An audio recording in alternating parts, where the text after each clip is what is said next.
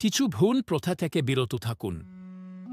মাতন বা শরীর আঘাত করে শোক পালন, শুধু আশুরা উপলক্ষে রান্নাবান্না করে উৎসব পড়া, কালো পোশাক পরা বা নির্দিষ্ট রঙের কাপড় পরা এসবের কোনো ইসলামী ভিত্তি নেই, বরং বিদাত। মুহাররম শোকের মাস নয়, বরং শিক্ষা নেওয়ার মাস। রোজা রাখা। মুহাররম আল্লাহর পছন্দের একটি মাস। এই মাসে সবচেয়ে ফজিলতপূর্ণ আমল হল রোজা। রাসূল সাল্লাল্লাহু আলাইহি ওয়াসাল্লাম বলেছেন, আশুরার রোজা গত 1 বছরের গুনাহ মাফ করে দেয়। সহিহ মুসলিম। আশুরা মানে 10ই মুহররম। আপনি যদি 9 ও 10 অথবা 10 ও 11 তারিখে রোজা রাখেন, তাহলে রাসূলের সুন্নাহ অনুযায়ী আমল করা হবে। 2 তওবা ও ইস্তেগফার করা।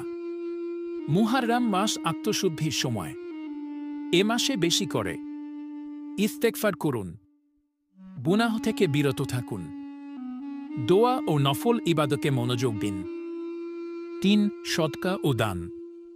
গরিবদের সাহায্য করা, খাদ্য বিতরণ করা এবং দান করা মুহররমে বরকত ও সওয়াবের কাজ। আল্লাহর রহমত পাওয়া যায়। 4 ইতিহাস স্মরণ করা। আশুরা শিক্ষা।